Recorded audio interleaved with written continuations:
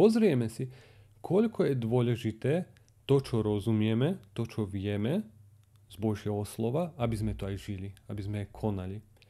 A v biblickom slovníku by sme povedali, aby sme boli tí, ktorí činia, činitelia. Takže nestačí len mať informáciu o tom, čo je Božia vôľa, ale potrebné je to aj uplatňovať a žiť. Toto je najdôležité, lebo môže sa stať, že niekto len počúva, učí sa, ale jednoducho to neuplatňuje v živote.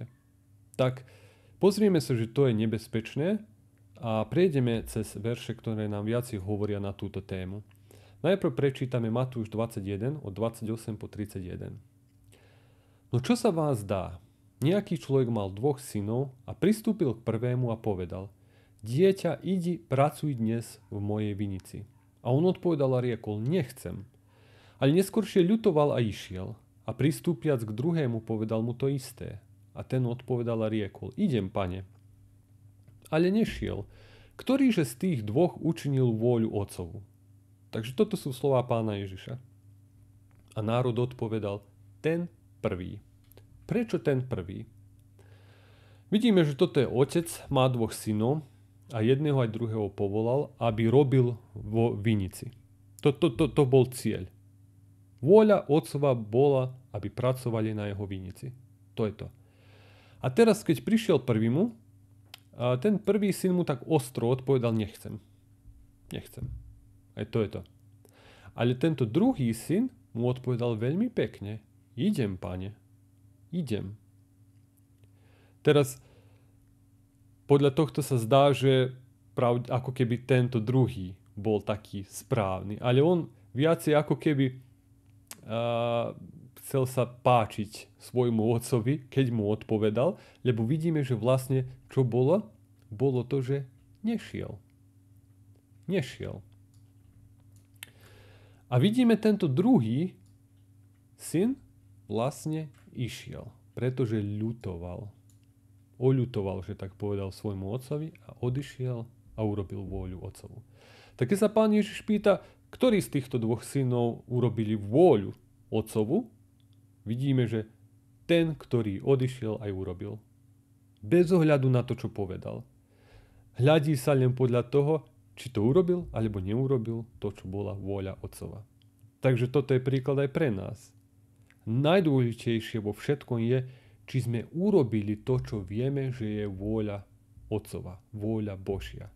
Teda keď prečítame zo slova Božieho niečo, keď vidíme niečo, nie je dôležité len povedať: aha, áno, rozumiem dobre, ale potrebné je meniť sa na základe toho, čo sme prečítali aj čo vieme, že je Božia vôľa. Tak pozrieme si jeden verš, ktorý je taký známy u Jakoba, 1. kapitole 22. verš. Hovorí takto: A buďte činiteľmi slova, a nie len poslucháčmi, ktorí klamú sami seba falošným rozumovaním. Takže čo nám radí? Radí nám toto: buďte tí, ktorí činia slovo. Nie len tí, ktorí poslúchajú. Teda nie je zmysel len poslúchať, ale zmysel, alebo tá pointa je robiť to, čo sme počuli, to, čo sme sa naučili. Lebo tí, ktorí len poslúchajú, oni klamú sami seba falošným rozumovaním. Teda rozumujú o tom, rozmýšľajú o tom, počúvajú o tom, učia sa o tom, ale nič na základe toho neurobia. Teda uspokojím sa, sám seba uspokojím tým, že sa učím a že počúvam, teda ma to interesuje. Aj teraz očakávam, alebo myslím si, že Bohu to milé, že sa páčim Bohu, pretože som ja prišiel do cirkvi, do zboru, na službu a že počúvam ja kázeň. Počúvam vyučovanie. A poviem si, toto sa Pánovi páči, toto sa Bohu páči. Ale ak nerobíš to, čo bolo kázané, tak nie. Nie. Bohu nie je toľko dôležité sedieť tam a počúvať. Bohu je dôležité, aby to, čo je povedané, aby sme počuli, porozumeli, aby nám Duch Svätý to oživil a aby sme my to chceli, aby sme boli zmenení. Lebo Duch Svätý nás nebude meniť na silu, čo by sme povedali, ale ako nás bude meniť. Bude nám radiť a my musíme túžiť a chcieť. Potom, keď vidíme niečo, že nie je v poriadku, sa modlíme Pánovi, aby nás zmenil, aby nám pomohol v tom, čo sme zistili, čo sme zbadali. Pozrieme si iný preklad ekumenický, hovorí, že buďte uskutočňovateľmi slova, nie len poslucháčmi, ktorí klamú sami seba. Teda úplne istý preklad, len možno je taký jednoduchší. A ešte jednoduchší preklad je nádej pre každého. Tento preklad je taký slobodný preklad, teda niekedy nie je úplne presný, ale je taký jednoduchý za porozumenie. Takže tu hovorí pozor, ale pozor, toto slovo, ktoré je slovo? Slovo Božie. Musíte nielen počúvať, ale podľa neho konať. To je to, čo je dôležité. Konať podľa tohto slova, podľa Božieho slova. Teda žiť podľa neho, meniť sa podľa neho, chcieť sa zmeniť podľa slova Božieho. Vec je v tom, že nášmu telu sa často to nepáči, tá zmena, lebo tá zmena vedie k posveteniu, k Bohu a naše telo to nechce. Naše telo chce tento svet. Ale správne je žiť podľa Ducha Božieho. Takže hovorí, toto slovo musíte nielen počúvať, ale aj podľa neho konať. To je to, čo je dôležité. Pozrieme si ďalej. Ďalej nám hovorí, lebo ak je niekto poslucháčom slova, nie činiteľom, ten sa podobá mužovi, ktorý pozerá svoju prirodzenú tvár v zrkadle, lebo sa videl a odišiel a hneď zabudol. Odišiel, zabudol, aký bol. Ale ten, kto dobre nazrel dokonalý zákon slobody a zotrval pritom, ten, pretože nie je iba zabudlivým poslucháčom, ale činiteľom skutku, ten bude blahoslavený vo svojom konaní. Takže tu v poriadku, tu je aj blahoslavenstvo, ale problém je tento, ktorý je čo? Poslucháčom len, teda nie činiteľ, nerobí, len poslúcha, učí. Hovorí, že taký, čo sa len učí a poslúcha a nie je činiteľom, teda nekoná, nežije, tak nemení sa podľa toho, že sa podobá tomuto. Že je to ako muž, ktorý príde pred zrkadlo, pozrie sa do zrkadla, vidí svoje nedostatky, možno, že je zašpinený na tváre, vlasy, vidíme, že niečo nie je v poriadku, pozrie seba, ale potom len odíde svojou cestou a i hneď čo? Zabudnem. Odídem a zabudnem, aký som. To znamená, že to, že som sa pozrel do zrkadla, mi nič neoslúžilo. Nič. Videl som, ale i hneď som odišiel a zabudol. Toto nám je prirovnanie k tomu, že keď sa pozrieme do zrkadla Božieho slova a vidíme na sebe tie nedostatky, nechceme len odísť a i hneď zabudnúť, čo sme videli. Že tie nedostatky sme vôbec videli. Ale čo chceme? Keď to vidíme, chceme robiť na tom a očistiť sa. S pomocou Ducha Svätého. Takže to je cieľ.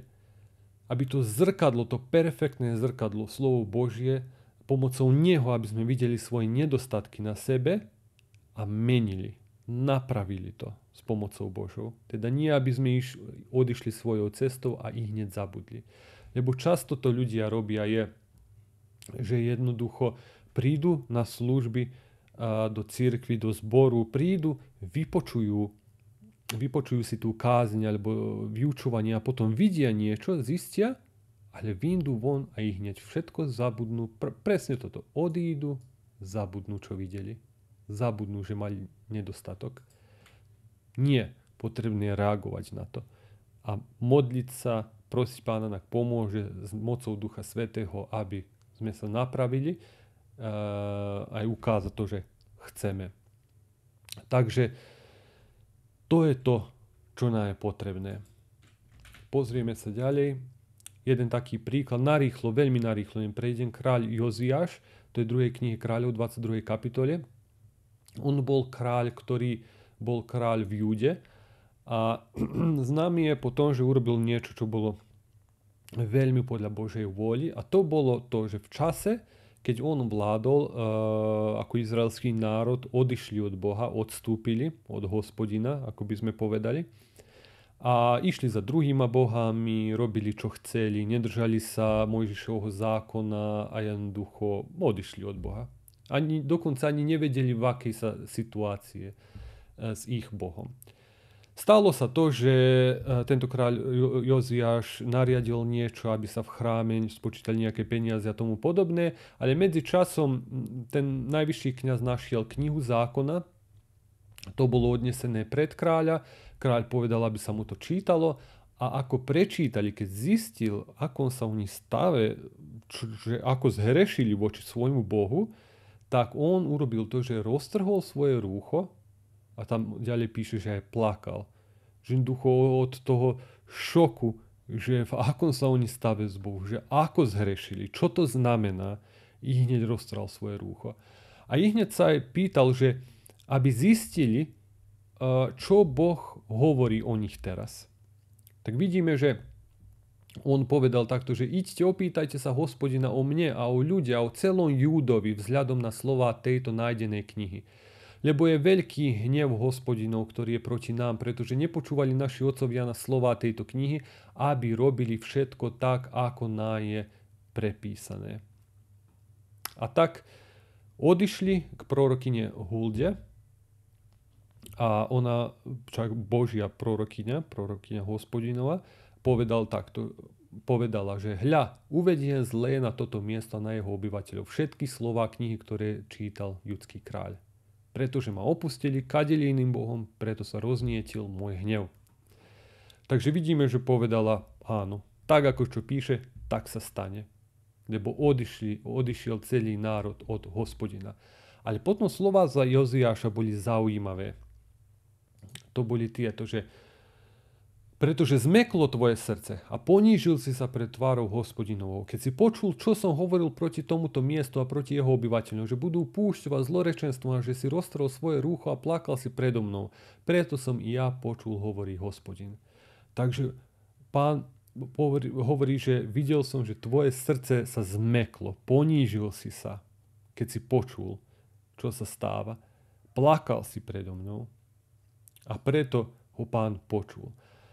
A stalo sa to, že potom Pán povedal, že všetko to zlé, čo je zapísané v knihe zákona, príde na národ, že jednoducho tam nič nemôže zmeniť, ale pretože zmeklo jeho srdce, preto sa to nestane, kým on bude kráľom. Čak to príde len posle neho. Takže vidíme, tu aj keď píše o tomto kráľovi, že nebolo jemu rovného kráľa pred ním, ktorý by sa bol tak obrátil k Hospodinovi celým srdcom i celou svojou dušou a celou svojou silou podľa celého zákona Mojžišovho, ani po ňom nepostal jemu rovný. Takže tento kráľ Joziáš sa úplne celým srdcom obrátil k Bohu, keď prečítal a aj videl, v akej sa situácii. Spomeniem ešte to, čo je veľmi dôležité, čo som nespomenul, je, že posle tohto, ako dostala aká je situácia, že počas jeho vlády, že sa to jemu nestane, tie zlorečenstva, ktoré Boh povedal, že sa stanú. Tento Joziáš urobil veľmi zaujímavé. On nariadil odstrániť všetkých tých falošných bohov, tých pohanských bohov, všetko očistiť. A nariadil, aby sa čítala kniha zákona celému národu, aby celý národ bol oboznámený o tej situácie aj o Božej vôli, aby poznali Boží zákon. Teda on nariadil, aby sa národ navracal naspäť k Hospodinovi, aj keď už bolo povedané, ako sa veci majú. Teda on to nemusel robiť, ale vidíme, on sa celým srdcom obrátil. Teda tá informácia, čo počul, keď prečítali tú knihu zákona jemu, spôsobila to, že roztrhol svoje rúcho, hľadal Pána, dostal od prorokyne odpoveď, aj na základe toho reagoval a ešte išiel ďalej, že sa usiloval navrátiť národ k Hospodinovi. Teda tu vidíme ten príklad, že tento kráľ, čo počul, čo pochopil, čo rozumel, konal. Nezostalo to len, zle je, čo môže, ako je, aj nechal tak a zabudol. Nie, on odreagoval. Veľa viacej, ako čo by možno bolo potrebné, lebo už Pán nevravel, že no navráte sa a toto nepríde na vás, ale vravel, že príde. Príde to zlé, aj to je to. Takže vidíme, ten kráľ sa naozaj celým srdcom obrátil. Na záver taký výstražný verš, alebo 2 verše prečítam. Lukáš 12, 47 a 48. Ten sluha, ktorý poznal vôľu svojho pána, no nepripravil sa a neplnil jeho vôľu, bude veľmi bitý. Ten však, ktorý ju nepoznal a urobil by niečo, čo si zaslúži bitku, bude menej bitý. Od každého, kto mnoho dostal, bude sa mnoho žiadať. Od toho, komu veľa zverili, budú aj viac žiadať. Takže to je taký výstražný príklad, veľmi vážne slova. A hovorí takto. Ja, ktorý poznám vôľu svojho pána. Ak by som nerobil jeho vôľu, čo bude? Bude veľmi bitý. Čo tá bitka presne znamená, nemôžem povedať, ale je to niečo zlé. Je to niečo zlé, čo nikto nechce. Takže hovorí, že bude veľmi bitý. A potom ďalej hovorí, ten však, ktorý ju nepoznal vôľu svojho pána, ale urobil niečo, čo nie je po jeho vôli, po vôli jeho pána, čo si zaslúži bitku, hovorí, že bude menej bitý. Tento nepoznal, bude menej bitý. Takže niekto by povedal, aha, tak tento, ktorý poznal, bude veľmi bitý, tento, ktorý nepoznal, bude menej, takže čo je moje riešenie? Moje riešenie je, že nebudem čítať Božie slovo, nebudem počúvať kázne, vyučovanie, aby som čo menej vedel, aby som bol menej bitý. A to je veľmi zlá idea, pretože my nechceme toto. Toto je veľmi zlé. Čo my chceme? Ak milujeme Boha, ak chceme konať jeho vôľu, chceme chodiť podľa Ducha Božieho, podľa Ducha Svätého. Čo to znamená? To znamená, že chcem konať jeho vôľu svojho pána. Chcem aj poznať, ale chcem aj konať jeho vôľu. Podľa takých skutkov prichádza náhrada, odmena a nie bitka. Takže toto nechceme, ani jedno, ani druhé. Chceme odmenu, chceme slúžiť Pánu, chceme robiť dobre. Takže toto je výstražný príklad, že keď vieš niečo, keď rozumieš niečo, keď poznáš vôľu svojho Pána a ju nerobíš, neplníš, znamená, prichádza toto. Veľká bitka. A ak by si aj nepoznal a robíš zle, aj tak ide bitka. Takže bolo by dobre poznať vôľu svojho pána a jednoducho činiť ju z lásky. Z lásky. Takže toto nie je v tom zmysle, že Boh je ako keby zlý a teraz by chcel každému zle a vyčítať a tomu podobné. Ale toto slúha, či ten, ktorý nepoznal, či ten, ktorý poznal, to sú neposlušné deti. To je niekto, kto je neposlušný, aj kto jednoducho nepočúva na svojho otca, tak poviem. My nechceme byť tí. Takže tu je taký výstražný príklad. A potom hovorí, že od každého, kto mnoho dostal, bude sa aj mnoho žiadať. Od toho, komu veľa zverili, budú aj viac žiadať. Tak ten, kto mnoho dostane, od toho sa aj mnoho žiada. Takže taký je princíp. Ak som ja mnoho dostal, odo mňa sa aj veľa žiada, že pán dostane. To je podobne ako s týma hrivnami. Každý, kto koľko hrivnov dostal, sa očakávalo, že bude pracovať s týma hrivnami. Ale nie, aby to skoval a nerobil s tým, čo mu bolo dané. Takže ak som dostal mnoho hrivien, mám tých mnoho hrivien aj používať s láskou voči Bohu, s radosťou, plniť jeho vôľu a jednoducho to je to pravé. Takže nech nám Pán pomôže, aby sme boli činiteľmi slova a nie len poslucháči, ktorí klamú sami seba. Teda nie je zmysel len sedieť v zhromaždení, v cirkvi, v zbore, akokoľvek povieme, a len počúvať, len učiť a nežiť to. A myslieť si, že robím Bohu službu, že som mu príjemný za to, že sedím tam. a počúvam. Potrebné je to, čo počúvam, prijať do srdca, prijať to.